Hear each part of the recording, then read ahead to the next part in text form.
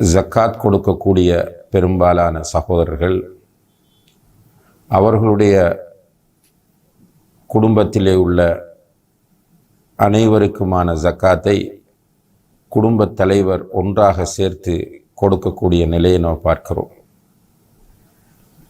அதாவது மனைவிக்குரிய நகைகள் இருந்தால், வேறு சொத்துக்கள் இருந்தால், அல்லது குழந்தைகளுக்குரிய சொத்துக்கள் இருந்தால், அவைகளையெல்லாம் அந்த குடும்பத் தலைவன் தன்னுடைய சொத்துக்களோடு சேர்த்து மொத்தமாக கணக்கு பார்த்து ஜக்காத் கொடுக்கிற ஒரு நடைமுறை இன்று இருக்கிறது. ஆனால் உண்மையிலேயே ஒவ்வொருவருக்கும் உரிய சொத்துக்களிலிருந்து அவரவர்தான் ஜக்காத்து கொடுக்க வேண்டும்.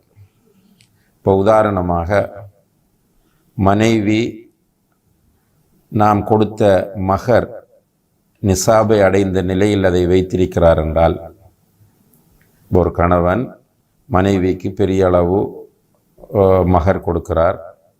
அந்த மகர் ஜக்காத்தினுடைய நிசாபை தாண்டிய அளவாக இருக்கிறது என்று சொன்னால், அந்த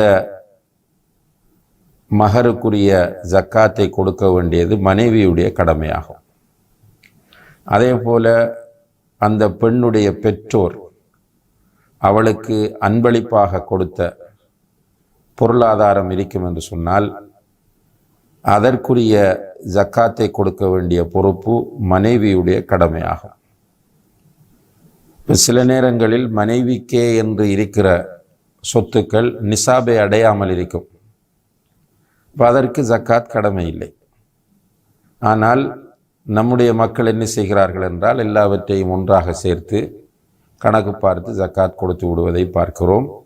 இது ஒரு தவறான நடைமுறையாகும். அதே போல் சில பேரண்ட்ஸ் தங்களுடைய பிள்ளைகளுக்காக வேண்டி அவர்களுக்கென்றே அன்பளிப்பாக நகைகள் வாங்கி கொடுப்பார்கள். அப்போ அந்த பொருளாதாரத்திற்குரிய அந்த நகைக்குரிய உரிமையாளர் யார் என்றால் தந்தை கிடையாது, அவருடைய பிள்ளைதான் அதற்குரிய உரிமையாளர். அதே போல சில அமௌண்ட்டுகளை, பணங்களை பிள்ளைகளுடைய பேரில் சேமித்து வருவார்கள். அவர்கள் தெளிவான எண்ணத்தோடு நீயத்தோடு தான் சேமிப்பார்கள். இந்த பணம் என்னுடைய பிள்ளைக்குரியது, நான் கடைசி வரைக்கும் அதில் உரிமை கொண்டாட மாட்டேன் என்று. இப்போ இந்த நேரத்தில் அந்த பொருளாதாரத்திற்கு, அந்த சொத்துக்களுக்கு உரிமையாளர்கள் அந்த பிள்ளைகள் தான் என்பதை நாம் புரிந்து கொள்ள வேண்டும். எனவே ஒவ்வொருவரும் அவரவருக்குரிய சொத்துக்களை தனித்தனியாகத்தான் கணக்கு பார்க்க வேண்டும். அதிலே நிசாபை அடைந்திருந்தால் அதற்கு ஜக்காத் கடமையாகும், நிசாபை அடையவில்லை என்றால் அதற்கு ஜக்காத் கடமை இல்லை. இந்த விஷயத்தை நாம் தெளிவாக புரிந்து கொள்ள கடமைப்பட்டிருக்கிறோம். சில நேரங்களில் அந்த பொருளாதாரத்திலிருந்து ஜக்காத்தை கொடுப்பதற்குரிய அமௌண்ட் எடுக்க முடியாத பட்சத்தில் தந்தை அதற்காக வேண்டி பிள்ளைகளுக்கு உதவி செய்வதில் பிரச்சனை இல்லை. அதே போல மனைவிக்கு கணவன் அவ்வாறான சந்தர்ப்பத்தில் உதவி செய்வதில் பிரச்சனை இல்லை என்பதை நாம் புரிந்து கொள்ள கடமைப்பட்டிருக்கிறோம். அடுத்ததாக அன்புள்ள சகோதர சகோதரிகளே, ஜக்காத் கடமையாகக்கூடிய பொருட்கள் தொடர்பான விஷயத்திலும் ஒரு தெளிவில்லாத நிலையை நாம் பார்க்கலாம். இதிலே குறிப்பாக இமாம்களை பொறுத்தவரையில் அவர்கள் சில 9 வகையான பொருட்களில் ஜக்காத் கடமையாகும் என்பதில் ஏகோபித்த கருத்தில் இருக்கிறார்கள். 9 வகையான பொருட்கள். அதிலே 1 தங்கம். தங்கத்திற்கு ஜக்காத் இருக்கிறது என்பதிலே இரண்டாவது கருத்து யாருக்கும் இல்லை. அதே போல வெள்ளி 2வது. வெள்ளியிலே ஜக்காத் இருக்கிறது என்பதிலும் இரண்டாவது கருத்து கிடையாது. 3வதாக ஒட்டகம். ஒட்டகத்தில் ஜக்காத் இருக்கிறது என்பதும் எல்லோரும் ஏகோபித்த ஒன்றாகும். 4வதாக மாடு. மாடு வைத்திருப்பவர் அதற்கு ஜக்காத் கொடுக்க வேண்டும் என்பதும் ஏகோபித்த முடிவாகும். ஆடு அதற்கு ஜக்காத் இருக்கிறது என்பதும் இமாம்கள் மத்தியில் எந்தவித கருத்து வேறுபாடும் இல்லாத ஏகோபித்த ஒரு விஷயமாகும். 6வதாக ஹிந்தா என்று சொல்லக்கூடிய ஒரு வகையான கோதுமை. இதிலும் ஜக்காத் இருக்கிறது என்பதிலே கருத்து வேறுபாடு கிடையாது. அதே போல் ஷயீர் என்ற ஒரு வகையான கோதுமை, இதிலும் ஜக்காத் இருக்கிறது என்பது ஏகோபித்த முடிவாகும். 8வதாக பேரிச்சம்பழம். பேரிச்சம்பழத்தில் ஜக்காத் இருக்கிறது என்பதும் இமாம்கள் மத்தியில் கருத்து வேறுபாடில்லாத ஒன்றாகும். 9வதாக ஜபீப் என்று சொல்லக்கூடிய காய்ந்த திராட்சை, இதிலும் ஜக்காத் இருக்கிறது என்பது கிட்டத்தட்ட ஏகோபித்த முடிவில் உள்ள அம்சமாகும். ஏனென்றால் இதிலே ஜபீபை பொறுத்தவரையில் இமாம் இப்னு ஹஸம் ரஹிமஹுல்லா என்கிற இமாம் இது பற்றி எதுவும் பேசவில்லை. ஆனால் மற்ற எல்லா இமாம்களும் இந்த காய்ந்த திராட்சையில் ஜக்காத் கொடுக்கப்பட வேண்டும் என்கிற முடிவுக்கு வருகிறார்கள். இது அல்லாத ஏனைய பொருட்களை பொறுத்தவரையில் அவற்றிலே கருத்து வேறுபாடு இருக்கிறது. இப்போ அதை அந்தந்த பொருட்கள் உள்ளவர்கள் உரியவர்களிடம் கேட்டு அதற்குரிய தெளிவை பெற்றுக்கொள்வது மிக முக்கியமான ஒன்றாகும். இதிலே வியாபாரத்திற்கென்று எந்த பொருள் உட்படுத்தப்பட்டாலும் அது வியாபார பொருளாக கொள்ளப்படும். இப்போ நம்ம சொன்ன இந்த 9 இருக்கலாம், அல்லது இங்கே கூறப்படாத வேறு எந்த பொருளாக இருந்தாலும் அது வியாபார பொருள் என்கிற நிலை அடையுமாக இருந்தால் அதற்குள் ஜக்காத் இருக்கிறது.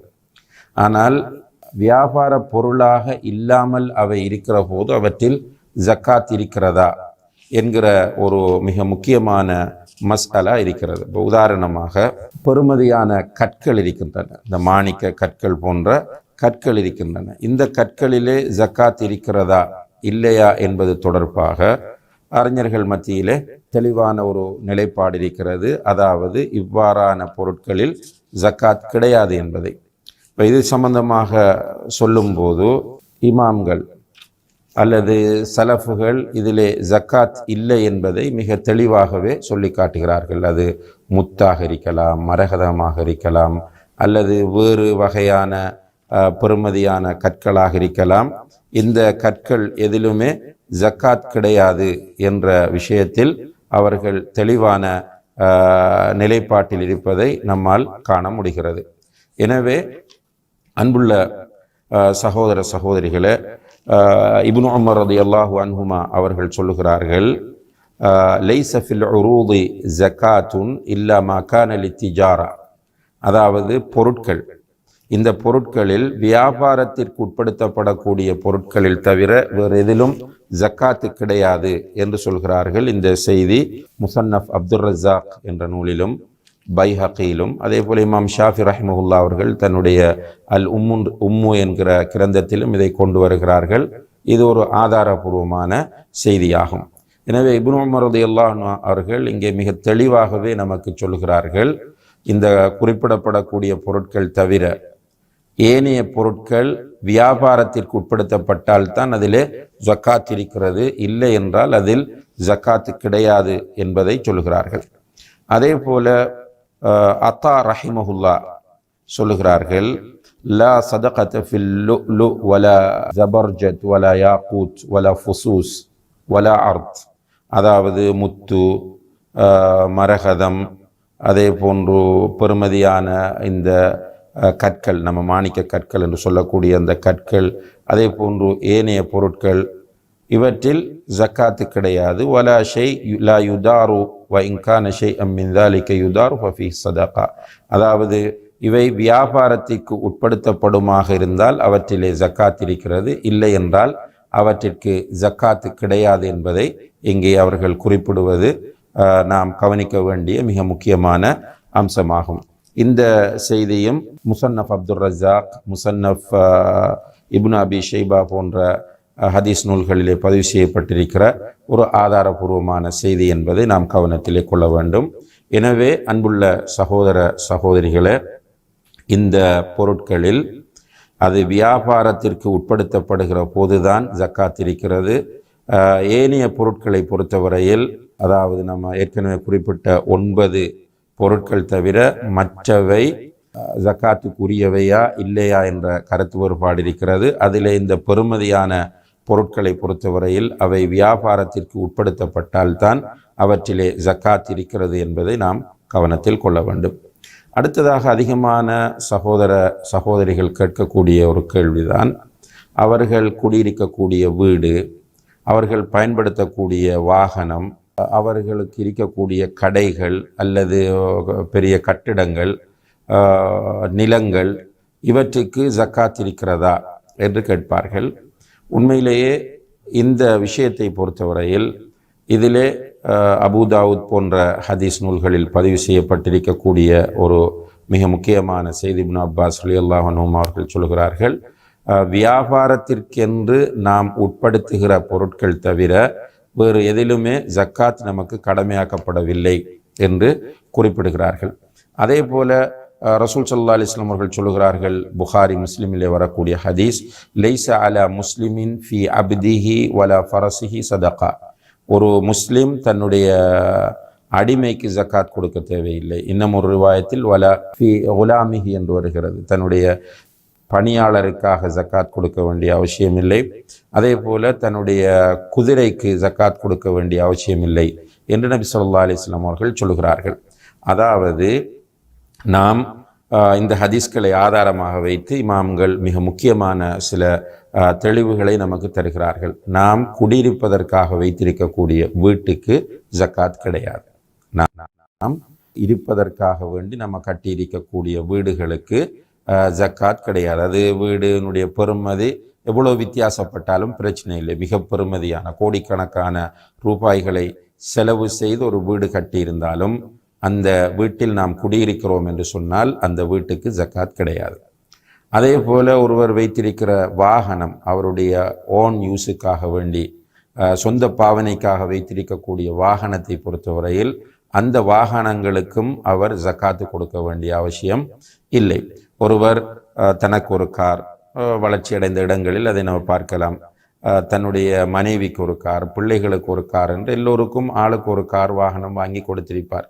சில நேரங்கள் அவர் வைத்திருக்கிற வாகனத்தை பார்த்தால் பல கோடி ரூபாய் பெறுமதியானதாக இருக்கும். இதற்கு ஜக்காத் இருக்கிறதா என்று கேட்டால் ஜக்காத் கிடையாது. இதில் சில சகோதரர்கள் கொஞ்சம் உணர்ச்சி வசப்படலாம், இவ்வளவுக்கும் ஜக்காத் இல்லைன்னு சொன்னால் அப்போ ஜக்காத்து இல்லாமல் போயிருமேண்டு. அப்படி கிடையாது. அதாவது மார்க்கம் என்பது கால அல்லாஹ் கால ரசூலுல்லாஹ், அல்லாஹ் சொன்னான், அல்லாஹுடைய தூதர் சொன்னார்கள் என்பது தான் மார்க்கமாகும். நம்முடைய உணர்வுகளுக்கும் உணர்ச்சிகளுக்கும் நாம் எந்த வகையிலும் முக்கியத்துவம் கொடுக்க முடியாது. எனவே இந்த பொருட்களுக்கு ஜக்காத் கிடையாது என்பதை நபி ஸல்லல்லாஹு அலைஹி வஸல்லம் அவர்களே சொல்லியிருக்கிறார்கள். நாம் பயன்படுத்தக்கூடிய வாகனம், நாம் வைத்திருக்கக்கூடிய அடிமை, இவர்களுக்கு ஜக்காத் கிடையாது என்று நபி ஸல்லல்லாஹு அலைஹி வஸல்லம் அவர்கள் கூறியிருப்பதனால் நாமும் அதே நிலைப்பாட்டில் தான் இருக்க வேண்டுமே தவிர உணர்ச்சியை முற்படுத்தி இந்த பிரச்சனையை பார்க்கக்கூடாது என்பதை கவனத்திலே கொள்ள வேண்டும். அடுத்ததாக ஒருவர் ஒரு நிலம் வாங்கி வைத்திருக்கிறார் என்று சொன்னால் அந்த நிலம் மிக பெறுமதியான நிலமாகும். ஒரு முக்கியமான ஸ்பாட்டில் இருக்கிறது, மிக பெறுமதியான நிலமாக இருக்கிறது. இந்த நிலத்திற்கு ஜக்காத் இருக்கிறதா என்று கேட்டால் அந்த நிலம் எந்த நோக்கத்தில் வாங்கப்பட்டிருக்கிறது என்பதை பார்க்க வேண்டும். அந்த நிலம் வியாபார நோக்கத்தில் வாங்கி போடப்பட்டதாக இருந்தால் அதற்கு ஜக்காத் கொடுக்க வேண்டும். ஏனென்றால் வியாபாரத்திற்காக ஒதுக்கப்படுகிற பொருட்களில் தான் ஜக்காத் கடமை என்பது இஸ்லாமிய சட்டத்துறையின் மிக முக்கியமான ஒரு விதியாக இருக்கிறது. அந்த நிலத்தை வாங்கியவர் வியாபார நோக்கத்தில் வாங்கியிருந்தால், வியாபார நோக்கம் என்றால் ஒரு நல்ல விலை வந்தால் விற்கலாம் என்கிற நோக்கத்தில் அதை வாங்கியிருந்தால் அதனுடைய முழு கேபிட்டலுக்கும் அவர் கணக்கு பார்த்து ஜக்காத்தை கொடுக்க வேண்டும். ஒரு வருடம் அது அவரிடத்தில் இருந்தால். அப்போ கணக்கு பார்க்கிற நேரத்திலும் கூட அவர் அந்த நேரத்தில் மார்க்கெட்டில் என்ன ரேட் இருக்கிறது என்பதை அவர் கவனத்தில் கொண்டுதான் அதை முடிவெடுக்க வேண்டும், வாங்கிய விலை அல்ல. இப்போ உதாரணமாக ஒரு 50 லட்சத்திற்கு அவர் அதை வாங்கியிருக்கலாம். தற்போதைய சந்தை விலை ஒரு கோடி ரூபாவாக இருக்கிறது என்றால் ஒரு கோடி ரூபாவுக்குத்தான் கணக்கு பார்த்து அதற்கு அவர் ஜக்காத்து கொடுக்க வேண்டும். எப்போது அது வியாபார நோக்கத்தில் வாங்கப்பட்ட சொத்தாக இருந்தால். இல்லாமல் வீடு கட்டுவது அல்லது வேறொரு நோக்கமும் இல்லை, ஒரு வியாபார நோக்கமும் இல்லை, அதை வாங்கி வைத்திருக்கிறார் யாருக்காவது பிள்ளைகளுக்கு பயன்படும், இதற்கும் ஜக்காத்து கிடையாது என்ற கருத்தை ஷேக் உசைமீன், ஷேக் பின் பாஸ் ரஹிமஹுமுல்லா போன்ற அறிஞர்கள் குறிப்பிட்டிருக்கிறார்கள் என்பதை இங்கே நாம் கவனத்திலே கொள்ள வேண்டும். அடுத்ததாக அன்புள்ள சகோதர சகோதரிகளே, இப்போ ஒருவருக்கு ஒரு பெரிய பில்டிங் இருக்கிறது, அது ஃப்ளாட்ஸாக இருக்கலாம் அல்லது பெரிய காம்ப்ளெக்ஸாக இருக்கலாம். இந்த பில்டிங்கை பொறுத்தவரையில் இந்த பில்டிங்குகளுக்கு அதனுடைய கேபிட்டலுக்கு ஜக்காத் இருக்கிறதா என்று கேட்டால் கிடையாது. அந்த சொத்துக்களின் கேபிட்டலுக்கு ஜக்காத் கிடையாது. அதில் அவர் குடியிருந்தால் அதற்கு அறவே ஜக்காத்து கிடையாது. அது வாடகைக்கு விடப்படுமாக இருந்தால் அதற்குத்தான் அவர் ஜக்காத்து கொடுக்க வேண்டும். அந்த கேபிட்டல், அந்த சொத்தை, அந்த கடையை அல்லது அந்த காம்ப்ளெக்ஸை அல்லது அந்த ஃப்ளாட்ஸை அல்லது அந்த வீட்டை அவர் வாடகைக்கு விட்டால் வருகிற வாடகைக்குத்தான் ஜக்காத் கடமையை தவிர சொத்துக்கு கடமை இல்லை என்பதையும் நாம் இங்கே கவனத்தில் கொள்ள வேண்டும். அதே போலதான் விவசாய நிலமும். ஒருவர் சொந்தமாக விவசாய நிலம் வைத்திருக்கிறார் என்று சொன்னால் அந்த விவசாய நிலத்திற்கு வருடா வருடம் அவர் கணக்கு பார்த்து 1 ஏக்கர் விவசாய நிலம் வைத்திருக்கிறார். அந்த 1 ஏக்கர் உதாரணமாக 20 லட்சம் ரூபாய் பெறுமதி என்று சொன்னால் அந்த 20 லட்சத்திற்கு அவர் ஜக்காத்து கொடுப்பதில்லை. மாறாக அந்த விவசாய நிலத்திலிருந்து வருகிற, அவர் சொந்தமாக விவசாயம் செய்வாராக இருந்தால் விவசாய நிலத்திலிருந்து உற்பத்தி செய்யப்படுகிற விவசாய பொருட்களுக்கு அவர் ஜக்காத்து கொடுக்க வேண்டும்.